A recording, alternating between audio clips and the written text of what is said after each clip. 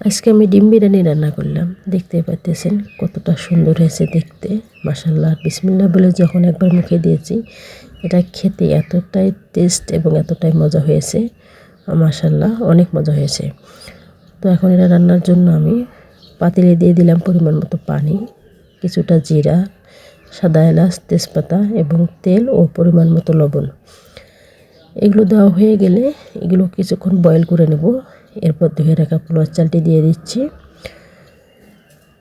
পোলাও চালটি দেওয়া হয়ে গেলে আমি এগুলোকে চামচ দিয়ে নেড়ে দিচ্ছি, যাতে লবণ পানি এগুলো ভালোভাবে চালের সাথে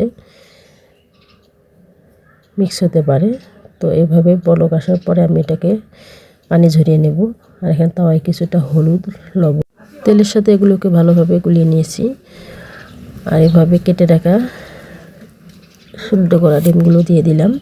এগুলো আমি একটু স্লাইস করে কেটে নিয়েছি, যাতে ডিমের ভিতরে মশলাগুলো ভালোভাবে ঢুকতে পারে। এভাবে আমি একটু ঘুরিয়ে ঘুরিয়ে দিচ্ছিলাম, যাতে সমানভাবে পুরো ডিমগুলো ভাজা হয়ে যায়। তো আমার ডিম ভাজা বিরিয়ানি রান্না করার জন্য পাতিলে দিয়ে দিচ্ছি পরিমাণ মতো তেল। আর তেলটা গরম হয়ে গেলে দিয়ে দিচ্ছি কেটে রাখা পেঁয়াজগুলো। আর পেঁয়াজগুলো দেওয়া হয়ে গেলে এগুলোকে আমি ভালোভাবে ভেজে নেব। আর দ্রুত ভাজার জন্য আমি এখানে একটু লবণ ব্যবহার করছি, যাতে পেঁয়াজগুলো তাড়াতাড়ি ভাজা হয়। এই দেখেন পেঁয়াজগুলো আমার ব্রাউন কালার হয়ে গেছে। এখন আমি এখানে একটু পরিমাণ মতো পানি দিয়ে দিচ্ছি। আর একটু অ্যাড করে দিলাম, একটু কম লাগতেছিল তাই। তো এখন এখানে আমি কিছু মরিচের গুঁড়ি, হলুদের গুঁড়ি এবং আদা রসুন পেস্ট আর আমার নিজের হাতে তৈরি করা বিরিয়ানির মশলা সবগুলো আমি এখানে দিয়ে দেবো একটু একটু করে, পরিমাণ মতো। আপনারা আপনার পরিমাণ মতো করে দিন। সব মশলা দেওয়া হয়ে গেলে আমি এগুলোকে খুব ভালোভাবে কষিয়ে নেব। মশলা যত কষানো যায় সেই খাবারের কিন্তু টেস্ট অনেকটাই দ্বিগুণ হয়ে যায়। তো এখন আমি ভেজে রাখা ডিমগুলো দিয়ে দিচ্ছি। আর ডিমগুলো দেওয়া হয়ে গেলে এগুলোকে খুব আলতোভাবে নাড়াচাড়া করে নিতে হবে, নইলে ডিমগুলো ভেঙে যাবে। আর ডিম ভাজার অবশিষ্ট তেলটুকু এখানে দিয়ে দিলাম।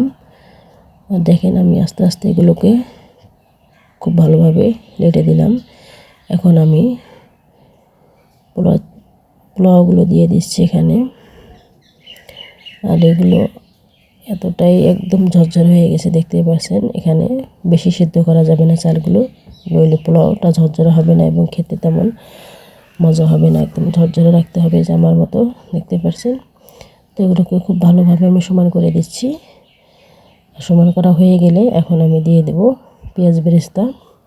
পেঁয়াজ বেরেস্তাটা দিলে দেখা যায় পোলাও বা বিরিয়ানির টেস্টটা অনেকটাই দ্বিগুণ হয়ে যায়, খুব সুন্দর একটা ফ্লেভার আসে।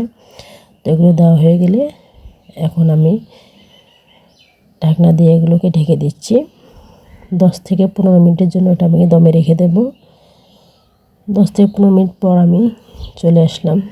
দেখেন ঢাকনা ওঠানোর পর এত একটা ফ্লেভার বের হয়েছে, পুরো রান্নাঘর গন্ধে একদম ভরপুর হয়ে গেছে। তো খুব আস্তে এবং সাবধানে মিক্স করবেন, যাতে ডিমগুলো ভেঙে না যায়, কারণ ডিম একটুতে এমনিতেই নরম। তাই খুব সাবধানে এগুলোকে মিক্স করে নিতে হবে। আলতোভাবে এভাবে এগুলোকে আমরা ভালো করে মিক্স করে নেব। দেখেন আমার ডিমের সাথে সব কিছু মেশানো হয়ে গেছে। আর দেখতেই পাচ্ছেন কালারটা কীরকম লাগতেছে, অস্থির একটা। তো ফাইনালি দেখেন দেখতে এতটাই সুন্দর হয়েছে বিরিয়ানি। আর মাশাআল্লাহ বিসমিল্লাহ বলে যখন একবার মুখে দিয়েছি, এটা খেতে এতটাই মজা হয়েছে।